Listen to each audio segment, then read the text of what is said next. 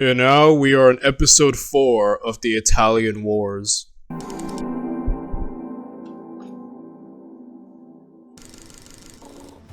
The War of the League of Cambrai saw alliances crumble and old enemies become friends, and this would continue in the second half of the conflict. After the survival of Venice was challenged, the Maritime Republic had regained its forces and pushed back. On the other hand, the French king Louis XII, after the victory at Agnadello and the Pyrrhic one at Ravenna, was surprisingly on the losing side, having been pushed out of the peninsula by the forces of the Holy League, organized by Pope Julius II.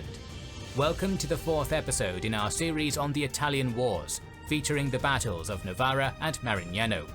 And if, like Louis XII, you want to see what... With the death of Gaston de Foix, the French lost Milan, and the son of Ludovico Sforza, Massimiliano, was put on the throne by the Swiss in exchange for money and territory. Afterwards, the Spanish army under Cardona and the papal force of Cardinal de' Medici entered Tuscany to overturn Piero Soderini's pro-French government in Florence, also guilty of sending men to help France and hosting the Council of Pisa. The Spanish infantry assaulted Prato and brutally sacked the city, leaving 5,000 dead. Terrified of suffering the same fate, Florence surrendered to Cardona, who gave it to Giuliano de' Medici, reinstating the Medici family in the city. Alliances shifted once again in autumn. In the summer, a conference in Mantua had been called to draw the new borders in Italy, but the many conflicting interests stalled talks. Julius wanted to retain his acquisition in Emilia and take Ferrara. The Venetians and Imperials argued about lands in Veneto, and Spain hoped to keep a balance in the peninsula. In November 1512, the Papal State allied with Maximilian Habsburg, alienating the Venetians. Already bitter that Brescia had been surrendered to the Spanish and not to them, this alliance drove the Venetians back to the French, with whom they stipulated an alliance in March 1513 after 5 years of hostilities. Oh my goodness. The constant shifting of everything is insane. Last video, everyone formed a coalition against Venice, and then the Pope proceeded to side with Venice and made alliances with the Swiss and other powers, and jumped the French, and then drove the French back. But now, Venice is beefing with the Papal States, and now Venice has joined with the French. Yo, what the fudge is going on? Like, welcome to Italian politics, I guess. I think the French are in over their heads. Even they're probably like, what's going on? Like, why is everyone constantly forming new coalitions, leagues, turning on each other, fighting us, joining us? Like, I would have a headache from this. I'd be like, I'm just going back to France. Forget Italy. Italy's a mess right now, you know? Italy would be split between the two, and Delviano returned to Venice after having been captive in France. In February 1513, Pope Julius passed away, and Cardinal de' Medici was elected as Leo X. Younger and less belligerent than his predecessor, it became soon apparent that his objective was to secure his family's position in central Italy. With a new pope less keen on defending the re-established Sforza government, both France and Venice advanced against the Duchy of Milan in May 1513, with great success. The Spanish army held an ambiguous position. Having signed a truce on the Pyrenees front, they were not keen to engage. France occupied the western part of Lombardy, while Venice took Cremona and Brescia, and other areas rebelled against Sforza. As the Spanish contingent retreated south, Massimiliano Sforza fled to Novara with 4,000 Swiss mercenaries. The army under La Tremoille besieged the city, but on the night of the 5th of June, a contingent of another 7,000 Swiss mercenaries entered Novara, so the French commanders ordered a retreat in the morning. Before the dawn of the following day, the Swiss infantry went out of Novara's gate in 3 columns and headed a few kilometers east of Novara, where the French had encamped dispersedly, the bulk of the army being at Cascina Ariota. the French army hastily drew up to the battle, confused and surprised by the night attack. The main column of 7,000 men advanced against the French right flank, where an equally sized... Okay, so obviously the Swiss pikemen were known for their incredible efficiency against both cavalry and infantry, and for a while basically were unbeatable, and that's why everyone wanted the Swiss on their side. Even in the earlier parts of this series, the French often, had Swiss mercenaries in their army, but things have kind of started to shift. I think the French need to use artillery. They need to use the artillery advantage if they want to win. That's the only way. Like, you have to use that, right? I mean, yeah, normally I'd be like, oh, the Swiss don't have artillery, they don't have cavalry, but obviously they're effective against both infantry and cavalry, so it's really the artillery is the big deciding factor here. Like, if the French can somehow use it, I could see them winning. Or maybe they'll win without it, I don't know, but either way, the Swiss are kind of having the initiative right now, so we'll see. Its contingent of Landsknecht with cannons was positioned. Under heavy artillery fire, the Swiss pike formations advanced stoically, taking many casualties, and engaged the German mercenaries. Meanwhile, the remaining Swiss made short work of the Italian and French infantry, and repelled the French light cavalry. The heavy French men-at-arms were unable to set up for battle because of the muddy and rough terrain. The struggle between the Germans and the Swiss, who were locked in a bloody fray, was won by the latter, who then turned the French cannons against their owners and... Oh my goodness, that is baller. That's such a baller thing to do. They took their cannons and immediately used them. I'm telling you that the French had the right initiative at the beginning with the cannons. Like, they needed to use that, and they were kind of doing well at the beginning, but the moment the gap closed, it was over.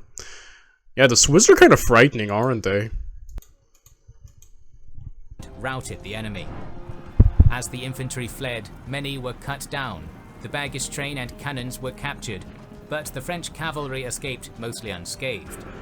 The Swiss, who had lost around 1,500 men, obtained a stunning victory against a numerically superior enemy after days of marching, their fame reaching its zenith. It's true, just the pike formation of the Swiss are insane, and that's why I love them. Like, the pike formation, and in the Spanish Tercio, pikes, were kind of like the successor of the phalanx, huh?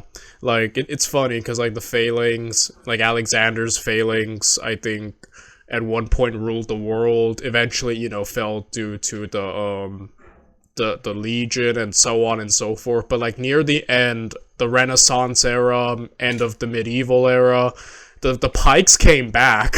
Pikes and spear formations eventually came back to dominance. It wasn't until the guns took, center stage that we kind of gave up on them. But if guns had never came around, then yeah, I think pikes would have forever ruled. Again, I mentioned this in the past. I'm a huge fan. Like, my favorite battle formation of all time, the phalanx, and I'm such a nerd for like pike / spear battles. I find the spear much cooler than the sword. And so I just love learning about these formations where a bunch of dudes just showed up with all these, and the Swiss were really kind of the successor, or like the evolution of the phalanx, and in the Spanish and their, pikes, and yeah. Eventually it all fell because we had guns and cannons, but I really liked this. And yeah, the Swiss are frightening. Like, they are beyond formidable. That's why everyone wants them on their side, right? Following the defeat at Novara, the French escaped back to France once again. They were pursued out of Piedmont by the Swiss and the Spanish. Meanwhile, on the Eastern Front, the Venetian army retreated from Brescia and attempted to storm Verona. As the garrison repelled the attack, and the French had left Italy, the Venetians were again forced to adopt the same defensive strategy centered around Padua and Treviso. The combined Spanish and Imperial army attempted to dislodge Delviano from Padua and sacked Mestre, from where a few artillery shots were fired towards Venice to taunt them. Positioned between the enemy capital and their army, in October, the Allied army withdrew. Delviano was provoked to follow and attacked to block them, but he was soundly defeated near Vicenza by the disciplined Spanish and German infantry, which cut through the Venetian militia. Following this, the League took Vicenza, ending that year's campaign in Italy. In August of that year, the Swiss Confederacy and Imperial forces invaded Burgundy and laid siege to Dijon, capitalizing on the momentum obtained from the victory at Novara. Worried that he would lose part of the French heartland, Louis entered peace talks with the Swiss, giving up his claims in Lombardy for the security of his eastern borders. 1512, France was attacked by Lombard by the Spanish. In 1513, Henry was attacked from Dang. Yeah, you need to get the Swiss to chill out. Like, making peace with the Swiss, probably the best diplomatic move you could make at the moment. By 1514, Louis was desperate to break his diplomatic isolation, which saw all his neighbors hostile towards him. A first crack in the system of alliances came in the summer of that year, where he concluded an alliance with King Henry of England and married his sister Mary following the death of his first wife, Queen Anne. Another ruler with whom he attempted to reconcile was Pope Leo X. The first step he took was to repudiate the Council of Pisa in 1513, but the Pope still held an ambiguous policy towards the French. I like seeing Henry VIII there, famous for murdering his wives. Well, not all of them, but you know what I mean. And, you know, kind of breaking away from the Pope due to, you know, like, the rise of, breaking away from the Pope, the Catholic Church, forming the Church of England, which he was the head of, more Protestant, a big step in, you know, the evolution of religion in the world. So, yeah, sorry, I saw his image, I was like, oh, hey, you, you know. At the same time, Florence had historically a number of economic interests in France, and the Medicis were ambitious, considering Ferrara, Urbino, and Naples as possible thrones for the Pope's brother Giuliano and nephew Lorenzo. These political considerations would lead to the arranged marriage of Giuliano de' Medici and Filiberta of Savoy, who was a relative of the French heir. The war did not stop in Veneto. The campaign of the year 1514 started with yet another imperial invasion of Friuli, but Delviano counterattacked in March and pushed them out. He was then given permission by the Venetian Senate to leave his base in Padua and attacked Spanish contingents to his south in small skirmishes, where the besieged detachment at Crema took over Bergamo after defeating a Milanese army. As the Milanese and Spanish retook Bergamo, the Venetians retreated to Padua, keeping the stalemate of the previous years. On the 1st of January 1515, King Louis died and was succeeded by his cousin Francis. The new Valois monarch was young. Yeah, this Francis guy was often compared to Henry, you know, like the French Henry, or like Henry was the English Francis. And I think the biggest example is that they eventually did make peace with one another in, I think, the Field of Cloth and Gold or something. I completely butchered the name, but you guys know what I'm talking about. And where they made peace with each other and essentially had a giant, like, you know, penis measuring contest. So yeah, because, you know, England was going through a lot. Mainly, Henry had his own issues of not having a male heir, you know, murdering some of his wives. It's pretty busy work, and obviously the English economy was not doing well. So yeah, overall, there's a lot. It's so interesting now that the Pope has gotten England involved, but we know what happens at this point. Thank you, oversimplified. The only reason I suddenly know all this and I'm starting to talk as if I know things is because I had a flashback to oversimplified's Henry video that we watched at like the beginning of this channel. Strong, brave, and charismatic, and he had also been educated in the arts of commanding an army and ruling a kingdom. He wasted no time in preparing to enforce the Yeah, I hope he was educated in those things, because it seems like essential for a monarch, and in fact mandatory, right? Like, yeah. French ambitions in Italy. He confirmed the alliances with England and Venice, and concluded a truce with the ruler of the Low Countries, Charles Habsburg. He also expected the neutrality of the Pope, following the political marriage arranged the previous year. Francis hired an impressive army of 23,000 Landsknechts, 11,000 horsemen, and 60 artillery pieces. The Swiss in Milan, aware of the concentration of soldiers in Lyon, decided to anticipate the French king by sending soldiers to block the most important passes in the Alps. But Francis played them by entering Italy through steep valleys further south after Trivulzio had scouted the area.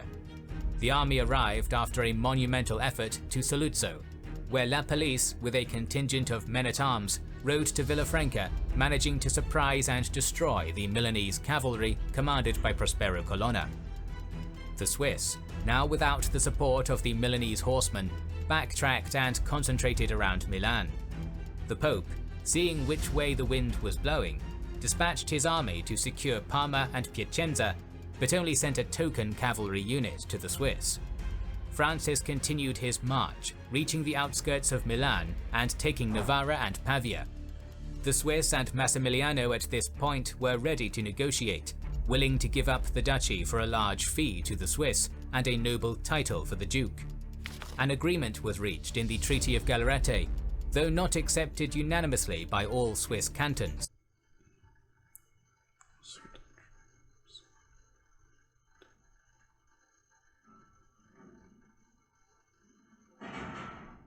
Which made the majority of the soldiers of the cantons of Bern, Fribourg, and Solothurn return home. Both Cardona and Delviano had moved closer to the... It is interesting to see how the Pope mobilized so many different forces against the French, and now the French have used their own diplomacy to, you know, kind of take out England as a threat. Obviously Venice has joined their side, and now they're dealing with the Swiss. Like, it's just one back and forth. I have to give it to the French. They're not giving up. They're like, even though they're probably baffled by Italian politics, they're like, you know what, we're taking it. We've put too much time. We put too much involvement in this place. We're not giving it up, you know? Confronting armies by then. Francis positioned himself at the town of Melignano, then called Marignano, to cut the Swiss off from the League's army encamped near Piacenza, and to get closer to his Venetian allies, now stationed at Lodi, at 1 day of marching from his position. The Confederate leaders in Milan were divided on whether or not to attack the French. During the night, between the 12th and 13th of September, a skirmish broke out near Porta Romana between Papal and French cavalry, during which some Swiss were killed. The bells rang, and on the following day, the Swiss gathered at the castle of Milan, where Cardinal Scina, with a fiery speech, convinced the majority of commanders to face the French army, and filled the soldiers with courage. They marched towards Porta Romana, filled with confidence that they would win. The Swiss army was composed of around 25,000 to 30,000 infantry, and around 10 cannons. They were joined by 200 light horses from the Papal State and Spain, and an unknown number of Sforza loyalists and Milanese rabble. Confronting them were 3,000 cavalrymen, 26,000 Landsknechts, of which 6,000 were the elite Black Band Company, the best German mercenaries of the time, 9,500 French and Gascon infantry under Pedro Navarro, and 60 cannons of various French. Let me get that again. I'm sorry. Company, the best German Landsknechts, of which 6,000 were the elite Black Band Company, the best German mercenaries of the time. 900 okay, I just want to get that. 1,400 light cavalry, and 9,000 infantrymen. The Swiss divided themselves up into 3 battalions once they were out of the city, with a strategy developed on the few pieces of information they had on the enemy positions. The French were quartered north of Marignano in 3 distinct encampments in a line along the main road. While marching, the Swiss roared their cannons to instill courage in the troops, giving confirmation to the French that they were arriving, as their spies had reported. Okay, so how are you guys gonna deal with the Swiss? Their pikemen are OP. They've kind of reached the peak of their popularity. So, I don't know, Francis strikes me as charismatic, bold, and daring. But like, what are you gonna do to stop the Swiss? I would be like, use artillery. That seems like the best counter to them. Soften them up with artillery, then like have your cavalry just decimate. Then again, that's kind of how things operated in the Napoleonic era. I know this is different, you know, but that's how I would think. Like, just focus all artillery on breaking the Swiss formation, you know. I don't know. Let's see, Francis, if how you do against the Swiss. When they reached the outskirts of San Giuliano, the Swiss leaders met to reformulate a plan, as the previous intelligence they gathered was incorrect. They decided to attack even though it was late afternoon, and they were mostly concerned about locating the position of the French artillery, which they considered the only real weapon the French had.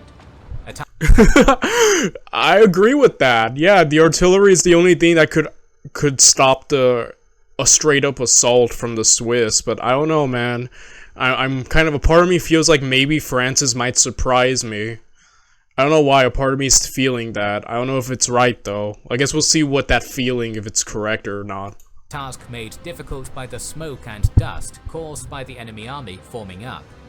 So the Swiss fired their cannons, and when the French responded, the Swiss knew that they were on a rampart behind a deep ditch. Some soldiers from the cantons that signed the treaty, called the Freiknechte, stayed with the army, and they charged the cannons head-on. This first wave was butchered by the artillery, their bodies filling the ditch. But when a greater bulk of the Swiss attacked, they overcame the defences and clashed with the German and Gascon defenders. The Swiss found success, resisting the enemy's counterattack in their tight formations and capturing 7 artillery pieces, sending the vanguard scrambling back, as did the Milanese accompanying the Swiss. Francis, seeing parts of his vanguard faltering, assembled 1,000 heavy cavalry and charged the Swiss pikemen that were chasing a band of Landsknechts, rallying them to continue fighting. The Constable Bourbon, who commanded the right, also managed to regain control of some of his men, and with a battery set up on a second line, he pushed back another battalion of Swiss. The fighting continued even after it got dark, and the French records complain that their soldiers could not distinguish between friend and foe. The fighting ended only at 11 in the evening, but it would not be a calm night. The Swiss rested under the stars at San Giuliano and Zivido, very close to their adversaries. Okay, I was surprised that the French managed to pull off. Again, usually as we see when the Swiss get close, it's almost a done deal, but the French seem to be learning and managed to drive them off. That is beyond impressive right there. The French attempted to dislodge them, but some of them got lost and encamped behind enemy lines and were short on supplies. Trivulzio, with some engineers, destroyed the embankment of a nearby canal, filling their defensive ditch, and the water spilled over to some of the Swiss positions. Dang, that is smart. This little night raid. Wow. And the Swiss had probably were thinking we're gonna continue the assault in the morning. That's why they camped so close, but it's coming back to haunt them. That is just smart. That flooding they just did right there. Destroying most of their gunpowder. The French king, who spent all the night with his buttock on the saddle, lance in hand and helmet on the head, sent a messenger to Lodi, calling for Delviano to move with his army. At dawn, Francis positioned his army in 3 units, with himself in the center, with the cannons in front, and 2 wings commanded by Bourbon and the Duke of Alençon. The 3 Swiss arrays moved against their counterparts, with the biggest of them towards the king's position.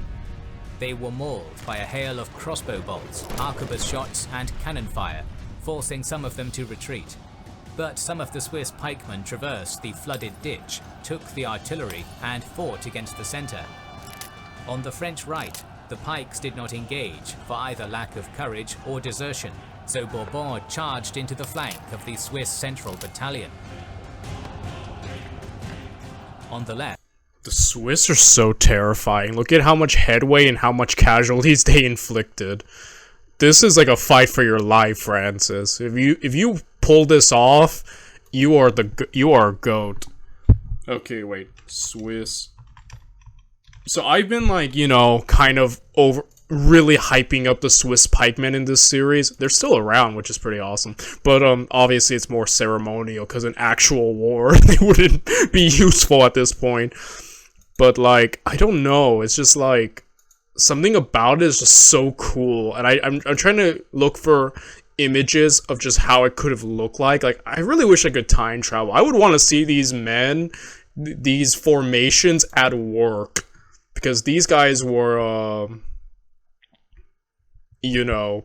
really formidable. And I believe they moved in a square formation, which, like I said, it's an evolution from the phalanx, which was so vulnerable at,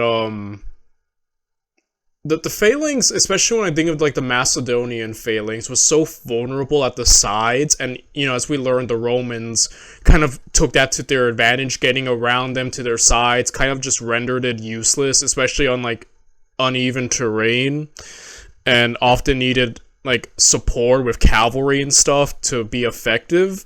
And I think the failure of the phalanx, like the Macedonian original phalanx, was it's too rigid. It needed a lot of conditions to work, a lot of protection. The Swiss, however, didn't need all that. They were beyond flexible in terms of attacking and defending. Like the phalanx, at least the way Alexander used it, it was meant to keep the enemy in place while the cavalry did the magic and, the hammer and anvil tactics. But, yeah, just the Swiss could just move in the square formation, covered on all sides, with the ability to move forward and back, attack and defend. Just a very frightening bunch, effective against both infantry and cavalry. It really is the evolution of the phalanx, or at least like pike spear formation, to prove to be just beyond formidable, at least until the inventions and advancements of guns, Wait. I'm sorry, I'm really trying to look for good art of this. Like, I really want to, like, just see it at work, But as we're seeing their zenith, they're also gonna fall because, again, no battle formation remains supreme forever. Alexander's phalanx fell to the Roman legion and so on. And I think we're gonna learn, like, the death knell, at least according to warfare history. If I get this wrong, go to them and blame them. But the death knell for the Swiss pikes armies are for a string of losses in the Italian War in the early 16th century. The arquebus, which we covered a day or two ago in this series, and the handgun, basically ranged weaponry combined with pikes. Because again, the pikes, the square formation worked well against cavalry and infantry, but again, the advancement of guns and ranged weapons like artillery was its doom, right? If we didn't have that, it could have probably just reigned supreme for a long time. But again, the advancement of technology, arquebus and handguns, yeah, just kind of, I guess we're gonna see its fall in this series, huh, guys? Like, the end of the Swiss pike superiority and supremacy, so that's cool. Dude, I'm so, like, invested. I'm like, dude, Francis, I don't know how you're gonna do it, but good luck, my bro. The Swiss battalion had more success, routing the cavalry under Alençon. Some of them attacked the flank of the king's central group, while others chased the fleeing soldiers. The cavalry of the left flank was soon reorganized, and then came the Venetian vanguard with Delviano's horsemen. The reformed French cavalry and Delviano charged the Swiss left flank, but failed to do much damage and were repulsed. However, the Swiss saw the approaching Venetian army and lost heart. Their right and left battalions started to flee. The central formation, having lost all hope, tried to retreat in good order under the fire of the enemy infantry. Most escaped on the main road, flanked by the waterways. 6,000 concentrated in a forest, where they resisted until the cannons dislodged them, while others who sought rescue in some nearby buildings were burnt alive or massacred by the locals. Trivulzio. Dude, that battle was intense. Like, it seemed like for a second there, like, it was just going back and forth, and for a second there, it seemed like the Swiss were about to dominate. Like, at the beginning, the Swiss were dominating that fight. Like, they were just wrecking, you know, in their usual square formation, but, yeah, like, it really was the arrival of the Venetians, right, which helped. Like, France might have actually just straight up lost if it weren't for that. So yeah. Would call the fight a battle of giants. Francis was knighted after the battle by the famous French knight Bayard, giving him the aura of chivalrous king.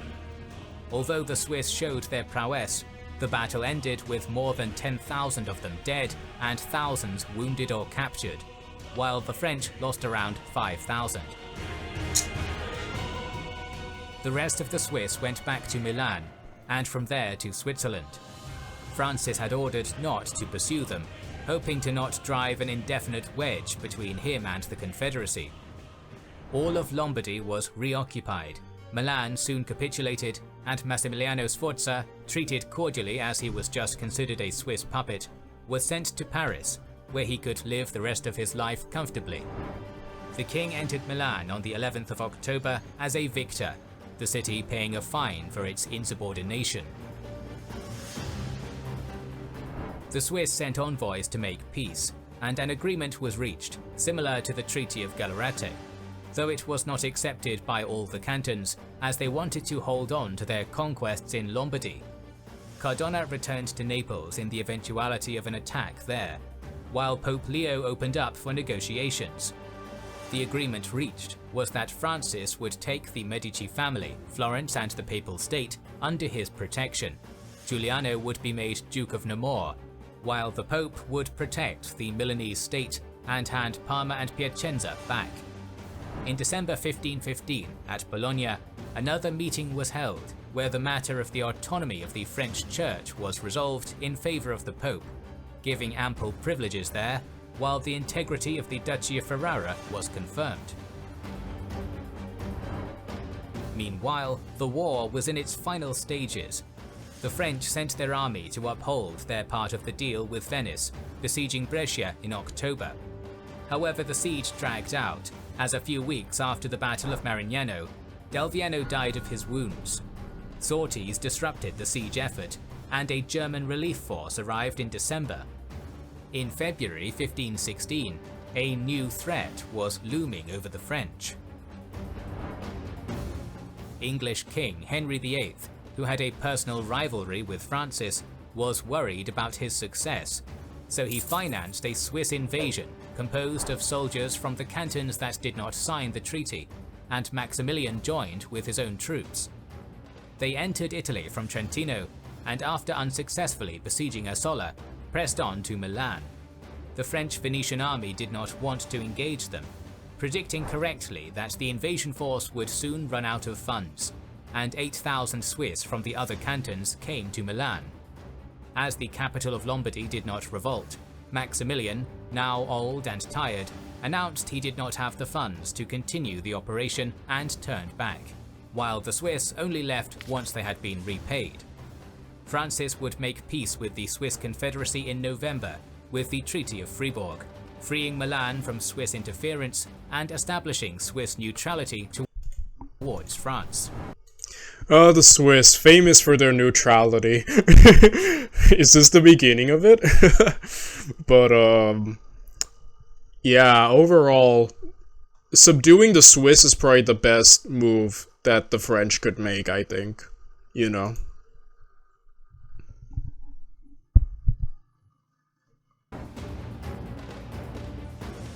Meanwhile, Pope Leo was working towards creating a Medician power base in central Italy.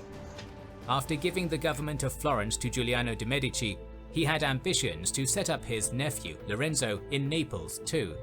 But the King of France would not give up his claim to the kingdom. When Giuliano died, Lorenzo took over Florence and tried to annex the cities of Lucca and Siena, but failed. So in the summer of 1516, he decided instead to attack Urbino, even though its Duke Francesco Maria della Rovere had given refuge to the Medici after being exiled from Florence. Della Rovere fled from his duchy, which was quickly overwhelmed.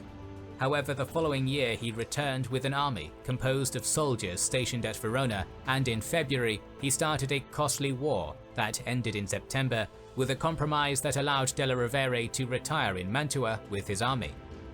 In 1519, Lorenzo died, and with only a female newborn, Caterina de' Medici, as heir, the papacy took direct control of the duchy. Back in the Po Valley, following a few more skirmishes, Brescia finally surrendered to the Venetian Republic in May 1516. The Venetian and French armies then went to Verona, but the Imperial and Spanish defenders held out for the rest of the year, until negotiations between the Habsburgs and Francis gave the city to the Venetians in January 1517. After 8 years, the war in Veneto had ended. The many armies which had traversed and fought there had devastated the territory. The city of Vicenza had changed hands 36 times between the Battle of Agnadello and 1517, causing much suffering.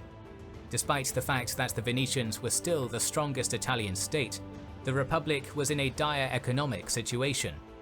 Meanwhile, two great European powers were building up forces to take full control of the peninsula. In the next episode in this series, we will talk about the War of 1521 to 1526 and the famous Battle of Pavia. So make sure you are subscribed. And we're gonna jump to that. I will see you guys tomorrow in that very video. Bye, everyone.